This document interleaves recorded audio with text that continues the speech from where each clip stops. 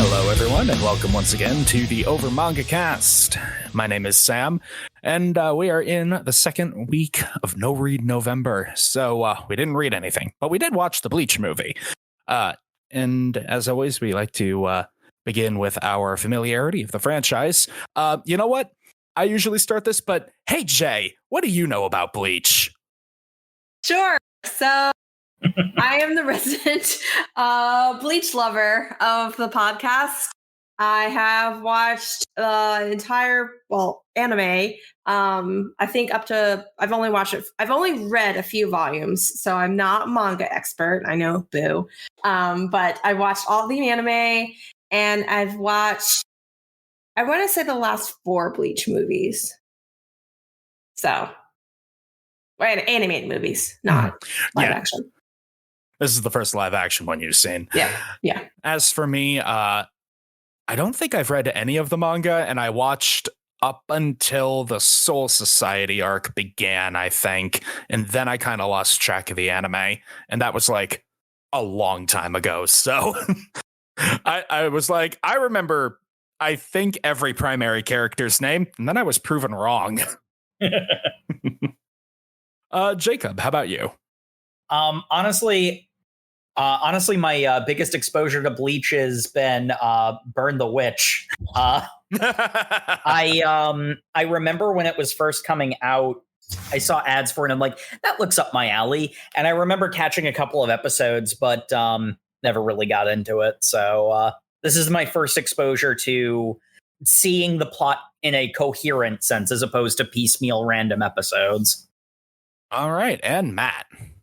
Yeah, I watched the Bleach anime like up till Hueco Mundo, but to take this question in a completely different direction, about 5 minutes into this movie, I realized I'd seen it before with Jay and had completely forgotten it.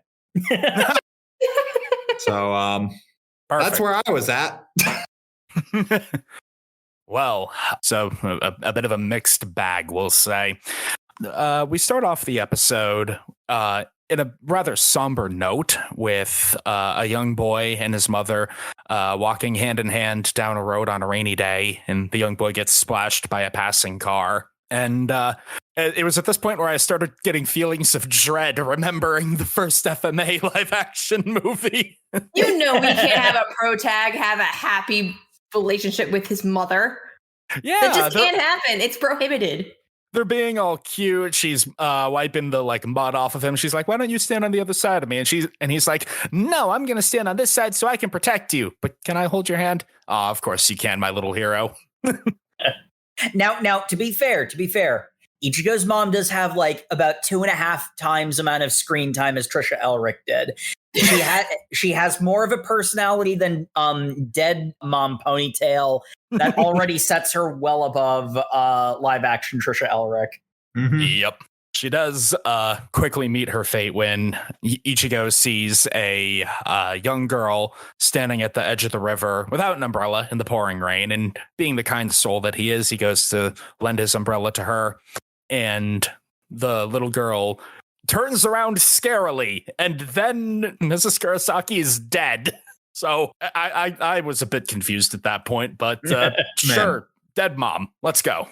The first 5 minutes of this movie, and then a little bit the rest of it, really does want to convince you this is a horror movie. Oh yeah, they do all the classic Japanese horror movie shots of like long shots of someone just sitting in the rain, the horror turnarounds. Yeah, and I mean, the opening credits also kind of try to set this up as a more serious movie. Then after we get the title, hard cut to anime ham. Thank goodness. This movie would have been an abject failure if it tried to maintain that tone consistently. Thank goodness it went in the fun direction. Yeah. So, because after some somber opening credits, we cut to a much older Ichigo beating the piss out of some thugs because they disrespected a memorial. Way, those young delinquents. I mean, it's always a 50-50 with protagonists, anime or manga protagonists. They either are the bad boy who just likes to rough stuff up because he's dealing with teenage angst, or he channels that angst in a semi morally defensible like way and be like, you guys are just disrespecting your elders, you're disrespecting the dead, you're being so disrespectful, and that therefore justifies me beating the crap out of you. I love it. Yeah. And while the tone whiplash did have me rolling for a bit, once I got into it, I really enjoyed this scene. See, I really think that the tone whiplash is on purpose because, like, it's very much the case where there's like a lot of like sincere emotional moments in this movie. So it kind of has to say, we're taking this internally pretty seriously, but then it's like, but it's still a fun, wacky anime movie. We're not gonna be morose because we're not gonna bore you. Considering the design of the swords that happens later, if this movie tried to go full serious, it would not have worked. I feel like the tone whiplash maybe isn't entirely purposeful. I think there's probably some development for this movie that it flip-flopped between how it wanted to do. And I feel like the first chunk of this movie feels so drastically different than the rest. I feel like that's from an earlier bit that kind of then just goes into, well, no, let's just make it super anime. Because Ichigo is on the border of how anime hair it wants to be. It then gets ridiculous. Yeah, because it has the like freeze frame, Ichigo Kurasaki, orange hair, brown eyes, special ability, he can see ghosts. Whoa. Yeah, here's the thing. All of that is like post-processed like text on screen. You do that in editing. Yeah. It's very Scott Pilgrim, the movie, if you know that. Like that's I feel like to some extent there may have been a conflagration of they realized that this giant sword doesn't look bad, but it sure does look goofy. Maybe we tone down the serious in the script a little bit, combined with the actor's performance. And like a lot of the performances were really top tier, but they were far more anime than they were drama. It means that it's grounded in a world where the serious scenes make sense, but also it doesn't take itself too seriously in a meta perspective.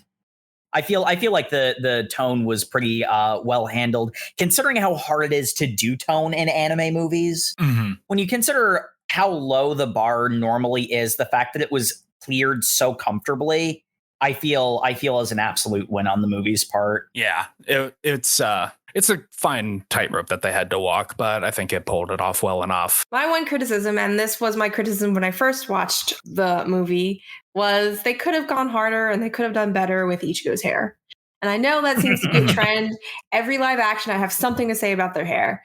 But literally, this is like the easiest hair to do because they already like started doing something with it. And it's not even just the bleach job, which first and foremost, they could have done stronger. But the fact they tried to add some weird highlight nonsense going on in here. See, that's the thing is Ichigo's hair is just like realistically dyed orange.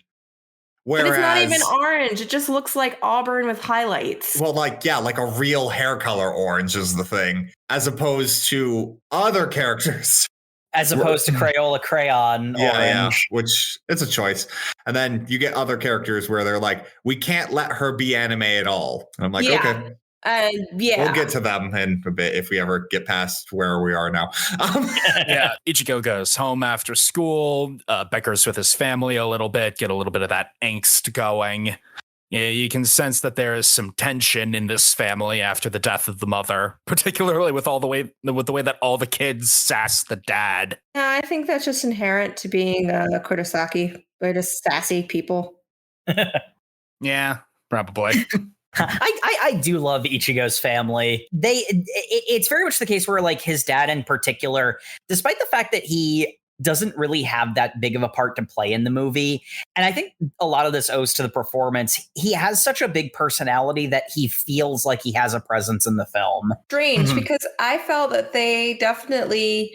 I agree with you, Jacob. He does have such a large personality, and I wish, honestly, they brought that out more in the movie, because he is notoriously, like, over the top, really intense. Not just by what he says, but how he is just overly animated and overly dramatic about absolutely everything. Like, to the point, yeah. To be fair, he is introduced into the movie by putting Ichigo in a headlock. Like, It was a very gentle headlock comparatively, though. I mean, from what he does in like the manga and in the anime, that is a very gentle headlock. Yeah. Though I think we have actually we have to save throwing Ichigo around for the action climax. yeah, and I mean, not for nothing. I think a sign that this is a really good adaptation is that I read that in his character, despite having no knowledge base of Ichigo's dad as a character. The fact that I pegged that is the kind of character that he is, I think, is a good sign relative to the effort and skill put into making the movie. But after that brief squabble with the family, Ichigo goes to his room, ready to, I don't know, sulk and be a moody teenager, I guess. What else are you gonna do? But he is not alone in his bedroom. There is a strange girl in a kimono with a sword. You know, typical. Hate it when that happens. He's like, God damn it, another ghost. Okay, I don't know what century you're from, but get out of here and shut up. There's a hollow coming. What the fuck are you talking about? There's a monster coming, kid. Also, why can you see me? She exercises another ghost. The performance of that guy was not great. I don't know what he was trying to convey. He's a ghost who needs to be there for 5 minutes to get poked in the head. It's fine. He's basically a ascended extra, but this is Rukia's introduction as a hollow attacks the Kurasaki home looking for some souls to eat. And attack is kind of light. Like, yeah, okay. It rips open it demolishes a wall and kidnaps a little girl to fucking murder her. There you go. Yeah, that's more. And by demolish, that means like an entire wall of their like house is gone. Mm-hmm. There was a sort of dark comedy bit of the hand coming in and grabbing the little girl. Like that was well shot to be at once. Like the sisters have already endeared themselves to the audience by this point, so there's a bit of a horror element of her getting pulled out like that, but it's also shot in a kind of like darkly funny way. Like Like that hand too is like really well CGI'd and like it's dark and it's kind of foreboding. Mm-hmm. It's like it's part of like the reason why this like first couple of bits has like a completely different feel from the rest of the movie. Like it feels like they were going in a different direction and then scaled it back and then finished the movie. But because we get to have a cool like knife fight with the hollow. Rukia's fighting him and not doing great because we need to move needs to happen. Yeah, yes. The plot needs to happen is definitely the tagline of this movie. Ichigo's trying to help and save his little sister, gets in the way. Rukia gets beat up saving him, and she's like, damn it, I have broken arm pain. I gotta stab you with my sword to give you my power so you can fight it. Are you sure about that? Yes, stab. And Ichigo kind of clowns on the hollow. It's pretty cool. It's got a rockin' background track to it. To some extent, I feel like we might be might have been a bit remiss not to mention it. Like the first scene when it after the opening credits is a pretty nice martial arts action scene, and most of the action scenes in this movie are really, really good. Like it's very much the case where it's like set the Bleach license aside. If you like action movies, this is absolutely something that you could just recommend to an action fan. I really enjoyed the choreography. It was well shot. It was well performed. The wire fu is pretty good. Yep. Yeah, and in a lot of the more anime-y fight scenes, the soundtrack was really, really good. I mean, it's no number one. That's the thing, because every time Ichigo fought and they didn't have number one playing, I'm like, because this is a movie and music licenses work differently. Yeah, well, some sacrifices need to be made. Well, by having an entirely different rock track as he defeats the Hollow rather handily, saving his family from the danger, and wakes up the next morning like, damn, that was a crazy dream. Oh, the wall of my house is still blown out. That's what she said. What? Okay. I mean, yes, women are also allowed to notice structural damage, and I'm not getting the innuendo here. I said wall was blown out, Jay, not back. Anyway, Ichigo goes to school. Oh, we get my favorite running gag, which is one of the random classmates, anytime a big anime action scene happens, he's like, yo, did you hear what happened with Ichigo at the center of it? Unfortunately, he died, killed instantly. And no, I'm not dead. I'm still here. Oh, hey, buddy. I love this guy. I don't think What is his name? He's like one of my favorite characters from this movie. He is canonically in the series. I do not remember his name. It is on the tip of my tongue. But yes, he is a running gag character.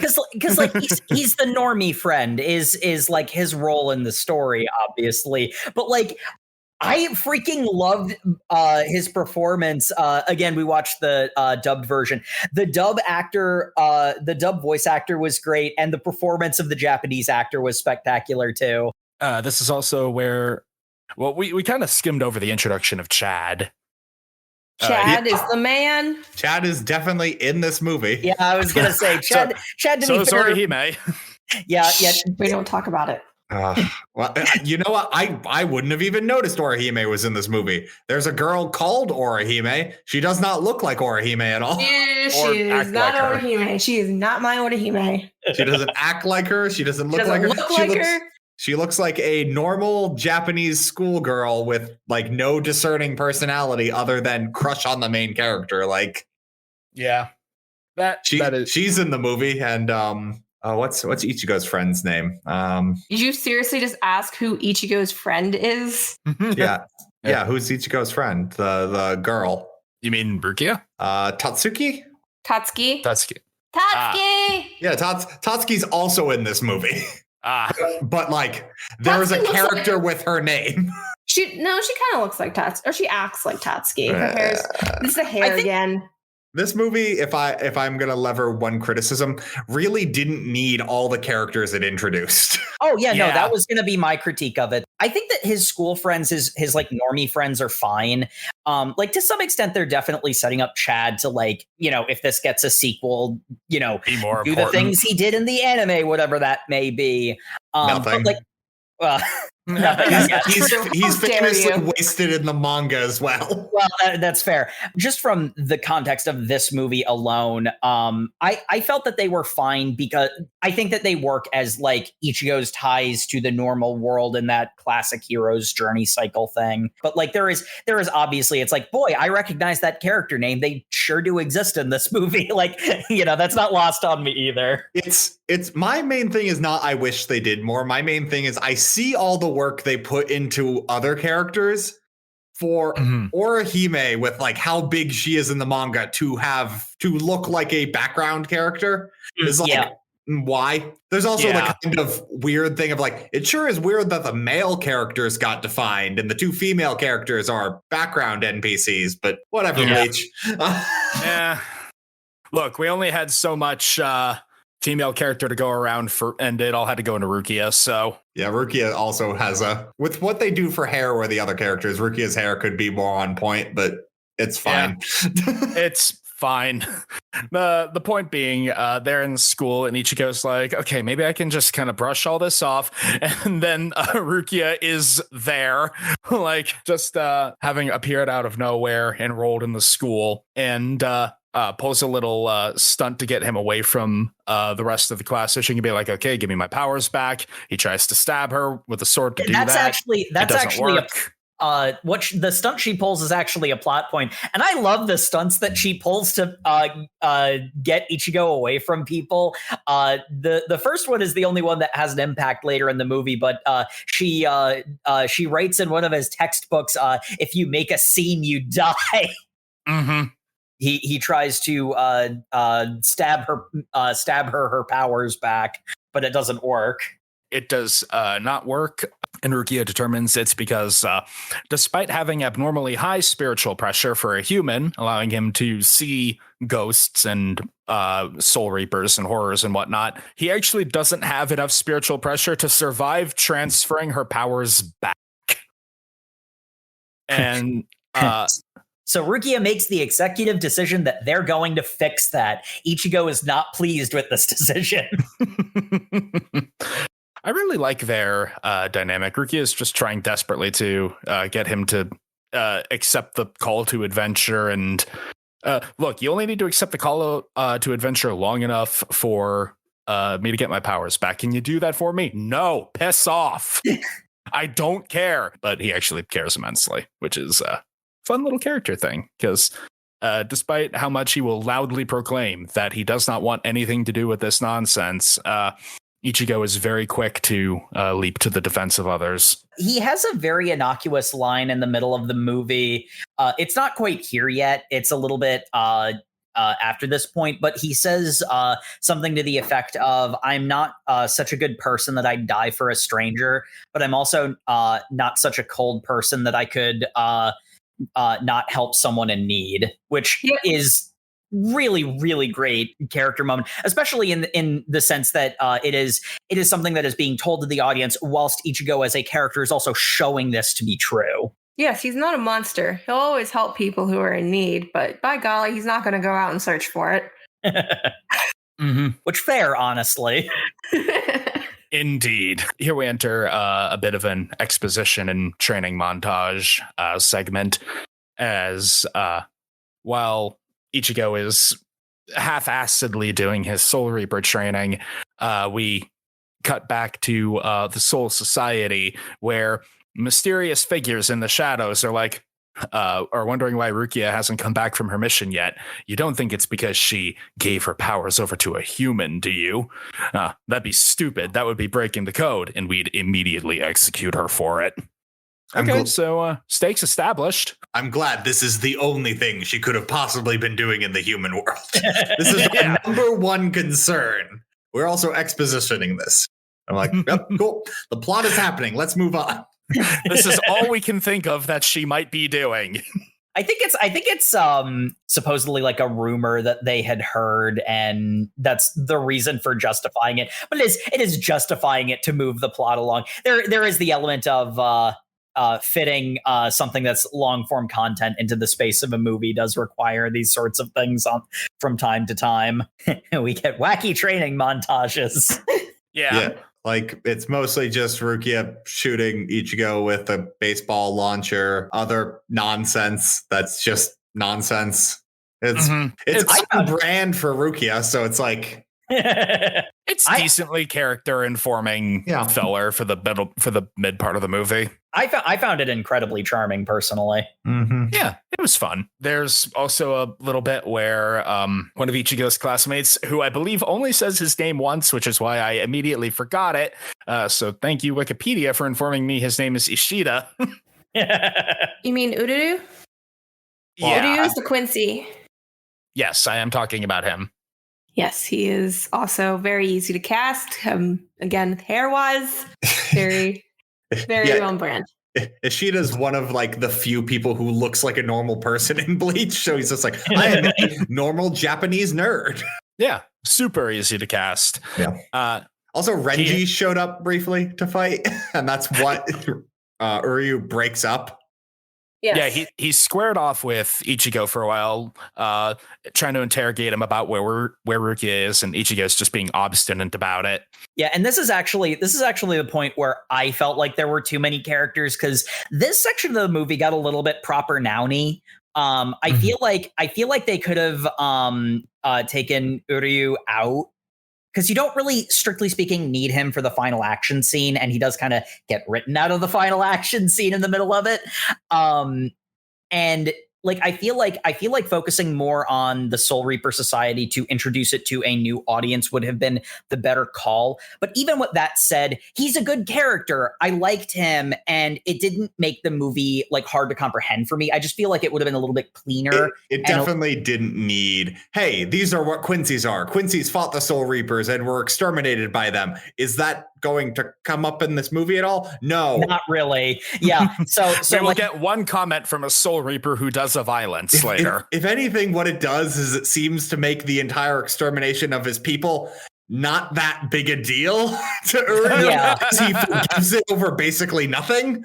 I mean, like this movie is actually really good about doing the whole, we're leaving it open enough for a potential sequel should it really does feel like, here's a character that we need to throw in case we don't get the sequel.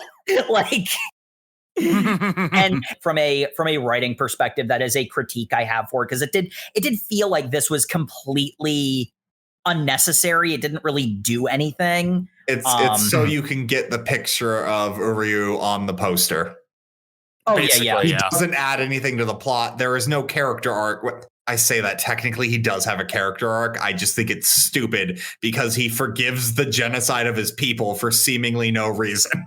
It's very speed run. He functionally has his character arc off screen, and that's the problem. Yeah. And he feels like an extraneous character because he is an extraneous character insofar as just this movie. In a movie that has a lot of characters, he feels like an unnecessary one, which is the problem. Like, yeah, he shows up to say, Ichigo, I will fight you one day because the Soul Reapers destroyed the Quincy's.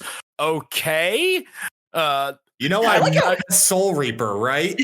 I don't want, I'm just a temp, right?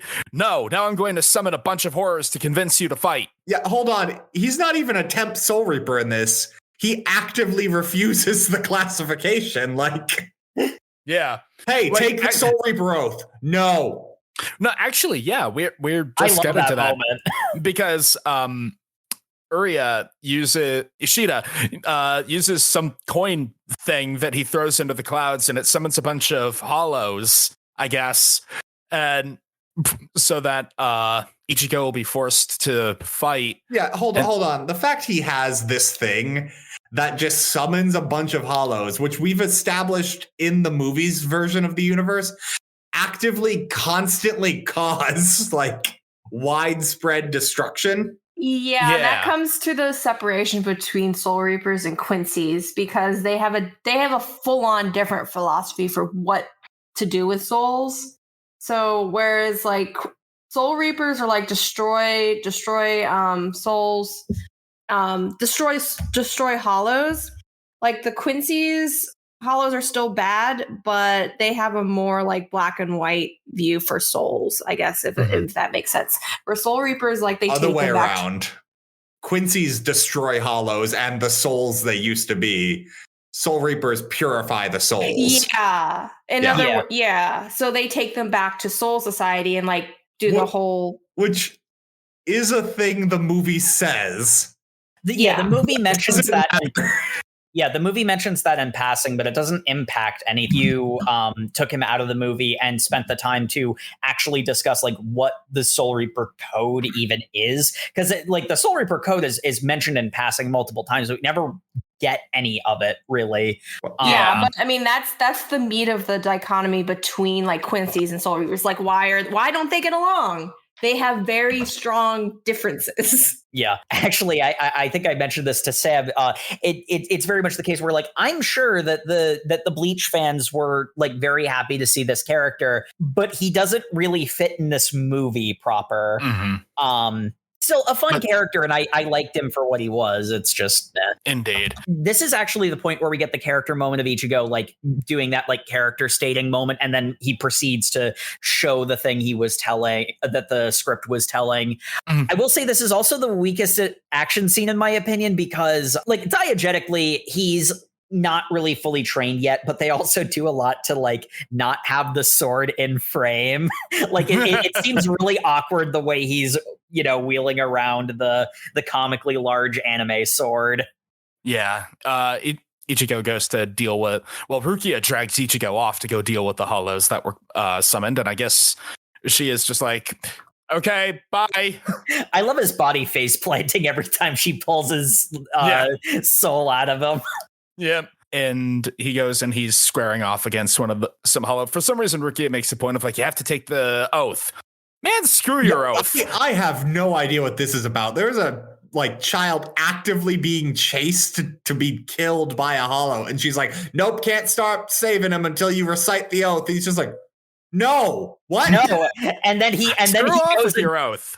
And then he goes off and fights the giant spider. Yeah, I love that scene for Ichigo's character. It's great. Everything about that is great for the character. It's great for Ichigo's character. I have no idea what it's doing for Rukia's character. Yeah, that's fair. Because even within this movie, that doesn't make a lot of sense. Like, because Rukia's not strictly by the book because she did what she did to Ichigo. Like, it's.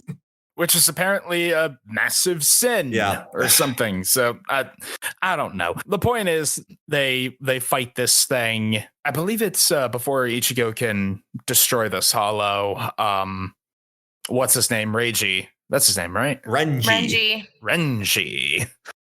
Yes, Renji shows up and destroys it, and then he's like, hey, Rukia, you gonna take your powers back, or do I need to kill this human for you? I'd appreciate it if you didn't. Too bad. And he beats the piss out of Ichigo. Does he unleash his Zanpakuto in this fight, or is it the next one? It's the next one. Okay, we'll talk about it then. This hollow looked really cool. I sure hope they aren't running out of special effects budget for other things. So he beats up Ichigo, and Rukia's like, look, I really want to take my powers back, but it'll kill him if I do that. Why? Literally, why do you care? It's just, I mean... And while Rukia's stalling on this point of morality, her adoptive older brother, I think they make a point of saying. The adoptive older brother of both her and Renji in this movie, apparently, which makes things creepy. Yeah, just a bit.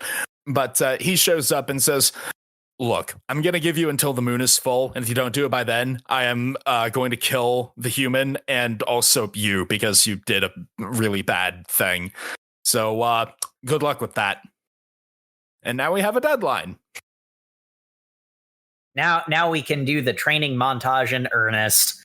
It's very much the case of like, this is charming. This is endearing me to the characters, but there's not like a lot of like hard plot to address. Mm-hmm. And then they go to my favorite minor thing I've seen in this entire movie. They eat at Rob's Burgers. Home of the crispy bacon cheeseburger. I do love Rob's Burgers. It's just, they just have an entire scene where it's just crispy bacon cheeseburger is in the center of the shot the entire time. And I'm just like, yeah. To the point I thought I'd miss something, and this was McDonald's product placement, but then at the last minute, they're like, we got to edit it to something else. They pulled out at the last minute. Yep. So in the midst of this training montage, we get some more explanation of ostensibly why Rukia was in the human world in the first place. Apparently the hollow that she fought the night that she met Ichigo was just kind of an incidental thing. She wasn't there for that. She was there for the Grand Fisher, a hollow that's been on the loose for like 5 decades and has been incredibly elusive and difficult to destroy. And the only information they have is that it seeks out people with strong spiritual energy, so it's probably interested in Ichigo. And also, it's before it became a hollow, its spiritual form was the ghost of a young girl. Wait a second, a young girl, and it's been a hollow for 50 years. Gonna rack my Sherlock Holmes brain here. Wait a second. My mom died when I saw a young girl go, oh, no, this just became personal. And I'm like, oh, God. Actual line, this just became personal. Yeah. I thought it was cool, but at this point, I'm just bought into the cheese. Oh, yeah. I'm in Sam's camp with that one. And so we get a third quick training montage where Ichigo is even more motivated than he was before. I did not feel like they needed the third training montage. I felt that dipped a little too much into the well. Yeah, just a bit. It has some decent moments of Ichigo and Rukia bonding, like he teaches her to high five as a celebration, and they're becoming friends. I wonder what Rukia was reading in all those scenes. Maybe it was the critically acclaimed manga Tide Pods. Probably. I know I saw Ichigo has a bunch of Bleach manga volumes on his shelf at home, so... Yeah. If only he was able to read, he would have known how to handle this entire thing. He'd have known the plot, yeah. Well, actually, probably not, but I mean, this movie is no Dragon Ball Evolution, so, But they believe that Ichigo is finally strong enough to fight the Grand Fisher. Unfortunately, their timeline is up. It's the full moon. And Rukia's like, wait, what if he killed the Grand Fisher and then gave my powers back? You'd let him live then, right? Yeah, sure, we'll do that. We're gonna let him try out the Grand Fisher, die, and then you're gonna kill Rukia. You got it, boss. Yeah, sure, we'll totally let him live if he pulls that off. Good luck.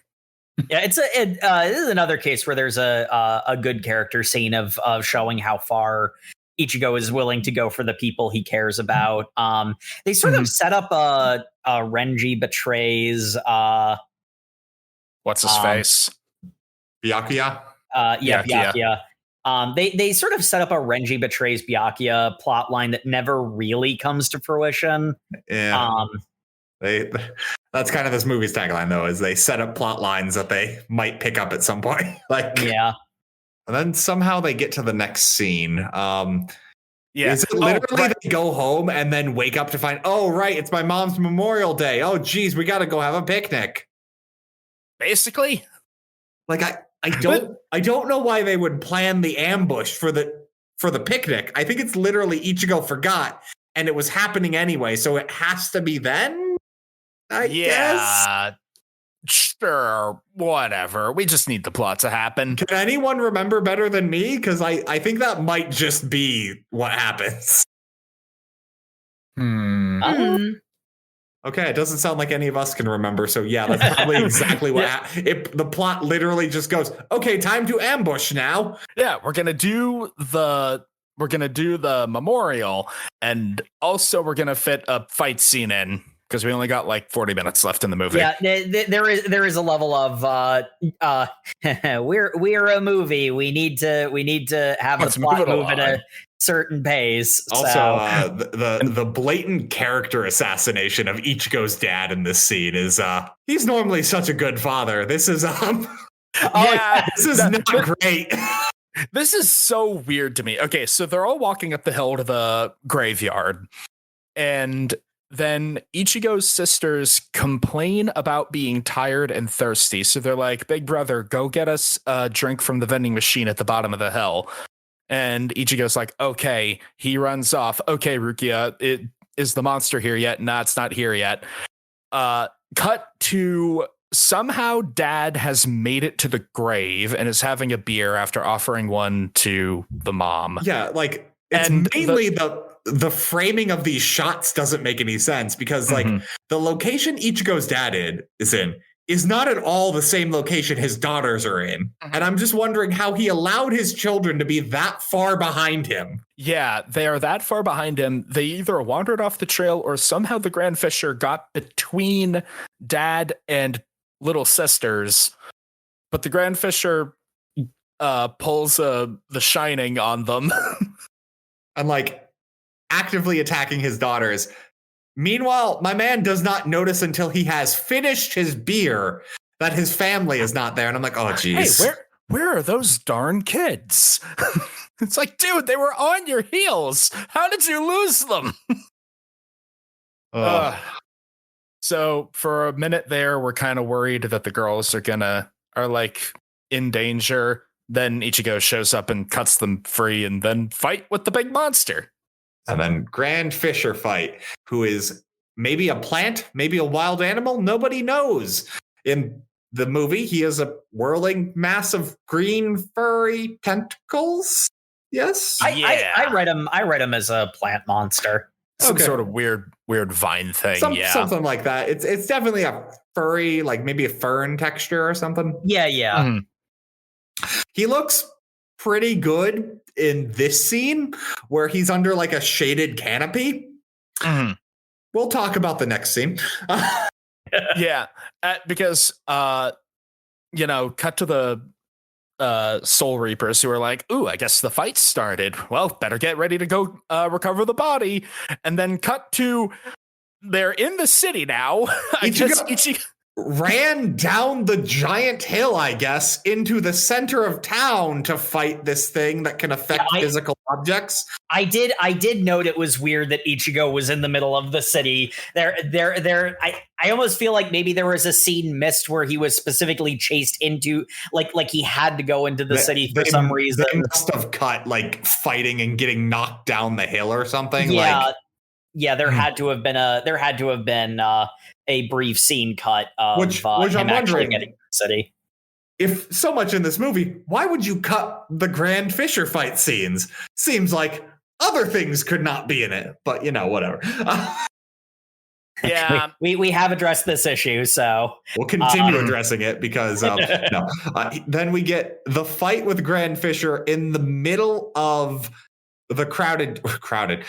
Everyone immediately disappears, and it's just people are fleeing because they can't see the anime fight. It's just a whole lot of wind and stuff getting knocked over and exploding. Yeah, and then Grand Fisher gets a kind of humanoid. It's more like goblinoid body, like it's weird extended arms and everything. Mm-hmm. But then is also kind of just a tornado of green tentacles. Yeah. My favorite part was when Ichigo got thrown through the wall of Rob's Burgers. And at some point, where all of his friends, I suppose, are. Like literally his entire class is in there for some reason. I guess they were just having lunch or something. I guess. It was Sunday, so. Wait, hold on. It was Sunday and they're all in school uniforms. Whatever. I don't know, man. Well, the costuming department only had so much budget. Gotta go to cram school. Yep. Yes. Would you do that in your uniform? That's the thing. No, actually, typically you do have a day off, and it is on Sundays. Regardless, he crashes through the window, and then a sign is thrown after him, and he takes his Zanpakuto, slices it in half, except in such a way that, if anything, he was going to cause more collateral damage. Yeah. Conveniently, Chad has superpowers. Yeah, because Chad is able to catch one of the halves of the sign piece, I guess. And this movie perfectly encapsulates how Chad gets screwed over in Bleach. Because despite the fact Chad caught a giant piece of steel and saved all his classmates' lives, what someone goes is, Ichigo? Huh? Ichigo was here? Ichigo? Yeah. Currently being your savior. Yeah, they sense Ichigo's presence, I guess. But it's mostly Chad and Norihime that are able to sense Ichigo's presence, and everyone else is like, huh? What are you talking about? There's no one there. Yeah, but, and it's pretty heavily implied they then proceed to clear the area. Well, Chad tells everybody to get the hell out, so yeah. Yeah, because that's like literally in the scene, but also the civilians are cleared by that point, and just because of the filmic weight that they put on that, I sort of again, this is like the mundane friends supporting in their mundane way of getting all of the collateral damage out of the way, getting all the squishies out of the way.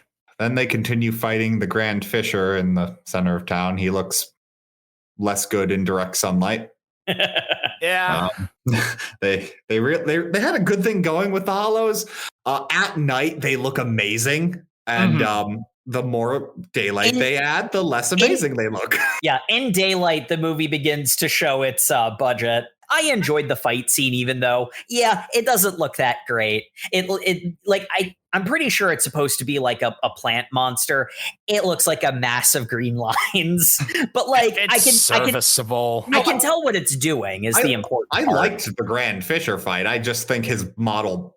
I would have preferred they stayed in the canopy, because that also would have made more sense. But I agree with that assessment. Ishida shows up just long enough to be like, I guess we're allies now, Ichigo. Yeah, he doesn't end up helping. I'm totally plot relevant, so all of my scenes were necessary. They really weren't. He shoots Grand Fisher in one of its eyes, which distracts it long enough for Ichigo to slam it in the head with his sword and kill it. So, I guess. Could have been literally anybody else that did that, but whatever. And then he proceeds to immediately get stabbed, and he is no longer in this movie. And he's stabbed in such a way he should be dead. Yeah, it was Yeah. like a heart shot from behind. Well, wrong side of the body, but Oh, yeah. wait, hold on. It's still through a lung. Yeah, it's through his right lung. So like it's Yep, it's ridiculously graphic compared to all other violence in this movie. Oh, yeah. But this is done by Renji, who is ordered to kill both Ichigo and Rukia, who is there. She's there. I was about to say Renji's ordered to kill both of them, and that may be true. He proceeds to just shout what is the equivalent of human slurs at Ishida as he stabbed him, like, yeah, I hate living people, especially Quincy's are the worst. They're like, Getting Quincy blood on it is the worst thing that can happen to a sword. I'm glad this piece of garbage is dead. I'm like, what? Renji, what? Why? Why is this your only characterization other than being Rukia's adoptive brother, I guess? Sure. He's just human racist, I guess. It's literally, it's like they want you to know he's not doing this just to follow orders. He's also doing it because he very much believes in the mission. And I'm like, that's a bold choice here. Okay. Yeah. But Rukia tries to convince Ichigo to leave. He's like, no, I'm having a character arc about protecting people. So I'm going to fight to save you. Cool anime fight starts. Cool might be a bit of a stretch, but it's a fun enough fight. Oh, I really like this one. Yeah, it's fun up until, it's at least for me, it was fun up until they decide to show they have run out of CGI budget. Yeah. When Renji does his Zanpakuto release, it becomes a stretchy whip that then is, he basically does the special effects thing of he moves in a direction and a piece of the set moves in response from getting hit. And Ichigo dodges whips. Yeah, and it's on a matte layer. Yeah. It's obviously on a matte layer. Yeah, Yes. it does like not respect the lighting of the scene. Like it's like the way it's designed, you'd expect like chains in the middle of it and maybe like teeth to hold the bits together. But no, it's just kind of stretched like Gumby. It's very anime accurate, and I wish they hadn't. Yeah, and I mean, like to a large extent, that sort of goes into the whole because the sword that Ichigo has had for the entire movie is not the same absurd size that the anime sword is. It's comically large, which is why I think it's a good thing that the movie sort of took a turn into the more anime-esque. Renji shows what would have happened if they'd gone even further. Yeah. Luckily, Renji's fight gets cut short. As does his sword. Yep. Well, Ichigo gets thrown into a bunch of cars. Renji throws another car at him. They all explode. It was hilarious. I loved it. Well, looks like I just killed your little boyfriend, huh, Rukia? Ichigo steps out of the fire. The fuck you say to me? I love his line. He says, you know, I just realized something. I don't think I'm losing to you. I don't think I'm losing to your sorry ass. Yeah, it's a losing to your sorry ass. I like that line. And then Byakuya, who's been watching this thing the entire time, is like, well, good thing this always could have been 2-on-1. What? Yep. Well, he tells Renji to step aside after his sword gets cut short, and he then does the Iaido thing, and Ichigo falls over. Ichigo stands up. There's like a full 90-second dramatic slow-mo of Ichigo's struggle walking to rising music, only to get cut again. I get what the movie is going for, but it just goes on too long. It goes on too long for sequel bait that kind of... My favorite part is it kind of ruins the conclusion of the movie for me a little. Like a little bit. Because you killed Grand Fisher, which is the arc, but... My I'm favorite sorry, part is hold on. I'll cut you off one more time. Okay, cool. Rule of 3, just like the movie likes doing. As he cuts Ichigo one more time. He puts his sword away. He's like, okay, now, finally, it's over. We are leaving. I'm going to go get my little sister executed now. And Ichigo grabs his cloak. Hey, I ain't hear no bell.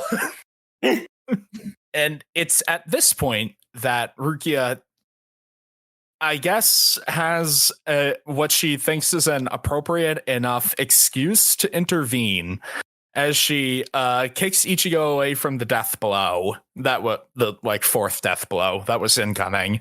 And it's like, how dare you touch my brother's cloak, you filthy human. Bro, I'm totally sorry. I am now also human racist and should have always been. Please forgive me. And he does. And Ichigo, and she takes the powers back from Ichigo, which will wipe his memory, she says.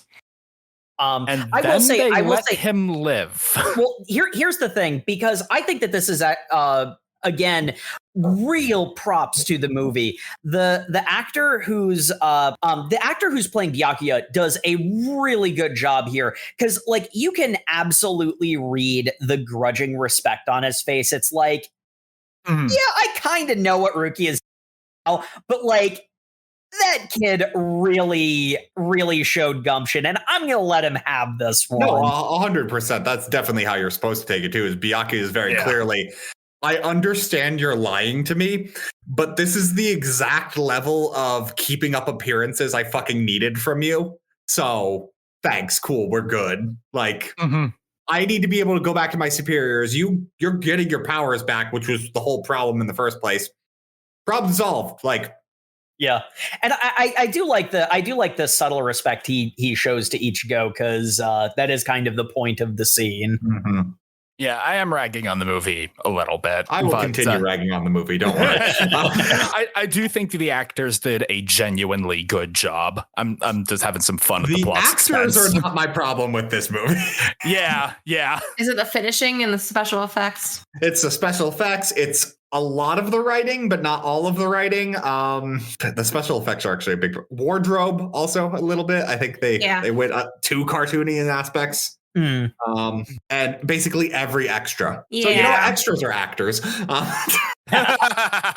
yes, also the actors. But Ichigo wakes up after this fight. He can't really remember anything. He goes and has a normal morning and begins his day at school. The rule of three, him dying joke again. I do like that Ichigo cuts off the rule of three. He's like, don't do it again. Hey, it's not funny anymore. which him lampshading is actually the funniest part. But and Rukia is providing the narration, talking about how despite all of this, despite the big mess that she caused, she doesn't regret any of it because she made a friend. And even though Ichigo doesn't remember her, she'll always remember him.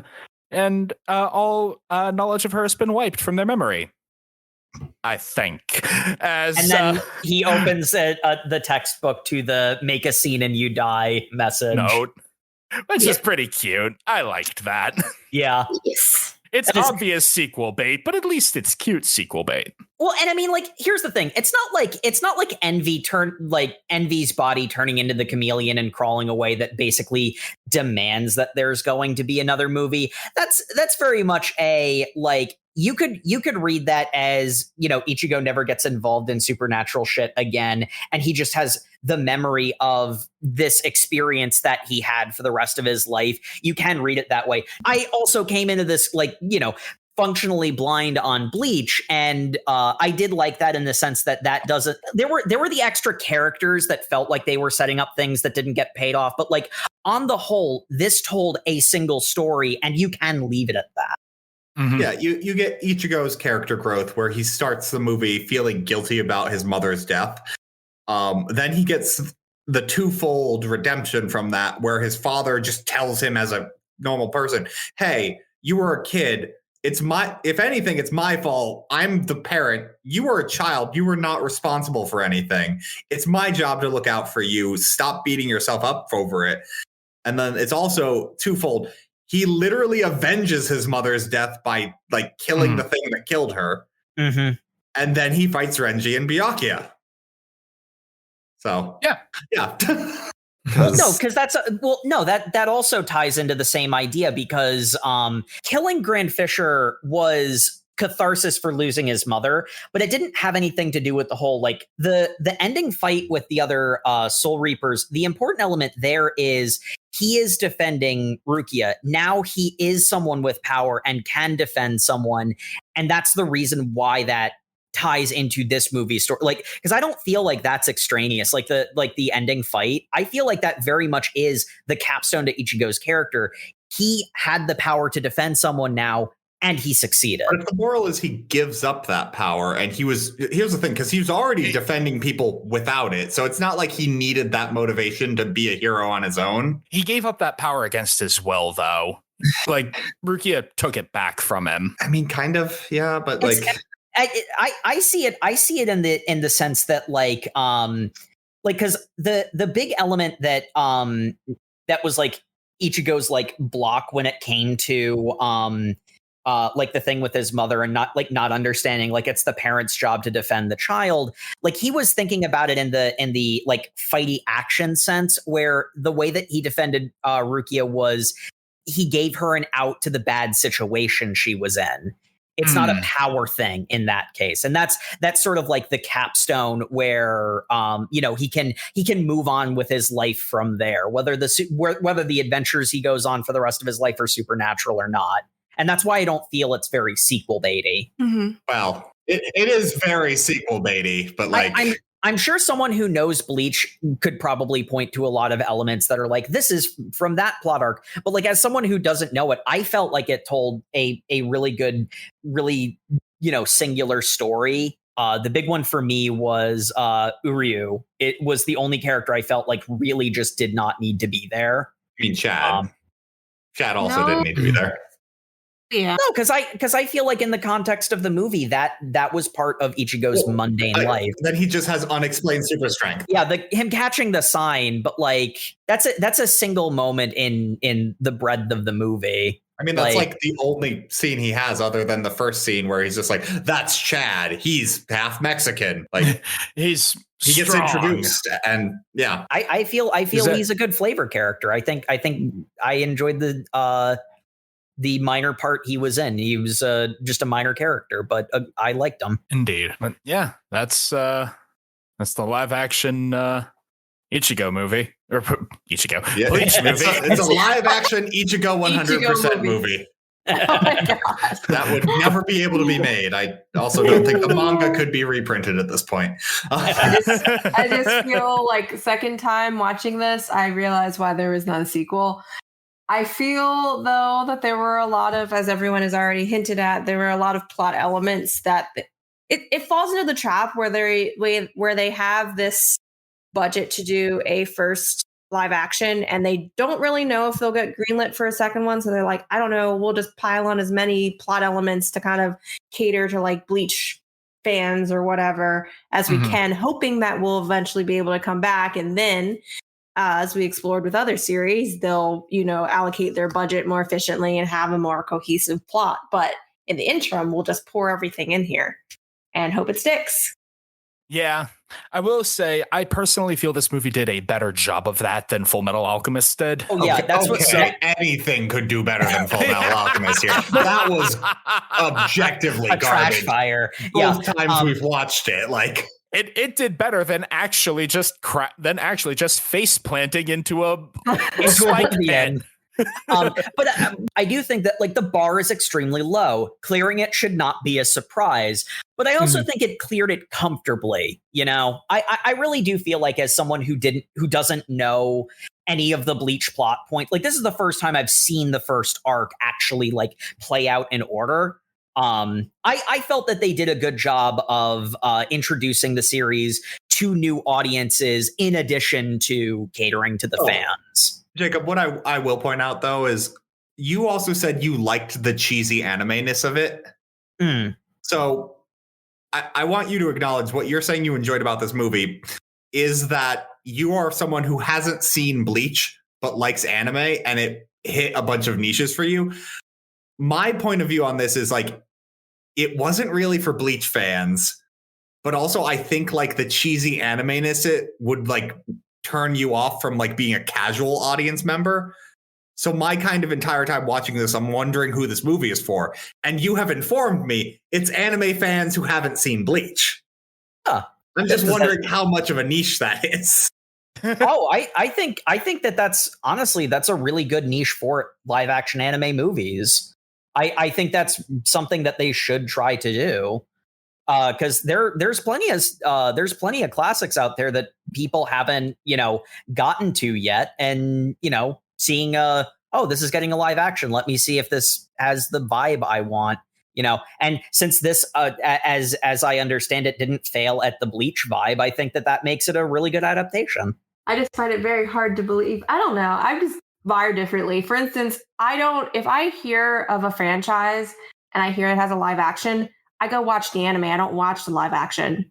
And that's just from being disappointed by live action time and time again.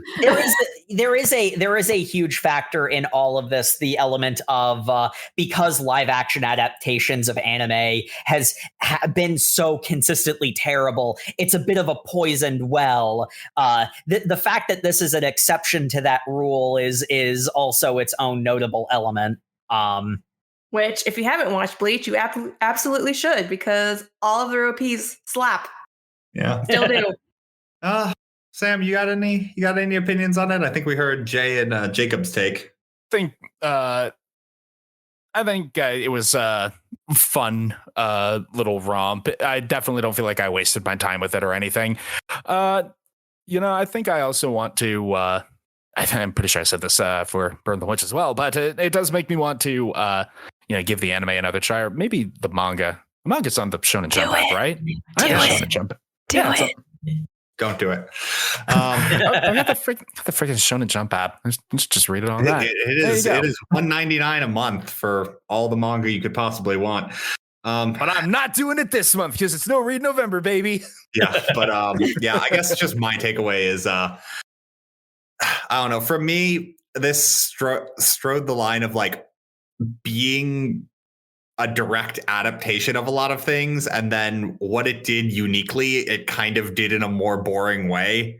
So watching it, I'm just kind of like, this is cool. I wish you'd done something unique. Like I'm the kind of person who wanted this to be the Netflix Death Note adaptation, though. Like that was interesting. This is very much, hey, here's Bleach, but not quite. And I don't know. I loved the beginning with like kind of the dark overtone. The hollows looked amazing, and then I kind of just felt my interest waning to the point like in the final battle, I'm just like, cool, Grand Fisher's dead. Oh, there is 25 more minutes in this movie. Why? And then I found out it was mostly Byakuya, which is weird. Yeah, but yeah, all right. As always, we are the Over Manga Cast. If you like what you heard or want to go check out our more structured episodes that aren't during the month where we can't read things, you can find us at Over Manga Cast on Twitter, Over Manga Cast on any podcatcher of your choice. And as always, we love reviews in any shape and form. You can give them text or not, or you can email us overmangacast@gmail.com or go to overmangacast.com. And there's a nice little comment section on the bottom there. You can just send them directly to us. Absolutely. And we are continuing our No Read November next week with another live action one. And we are going to be watching Aelita Battle Angel. Oh, wait, seriously? Yes, that's what the schedule says. Oh God, the eyes! Why? Why did we let Hollywood do things? I don't know. Well, I, for one, am looking forward to it because I heard good things about that movie. I don't like the pun, Jacob. Well, too bad. It now exists in the universe. See you next Thursday, everybody. Good night. Good night. Good night, everybody. Death can't come soon enough.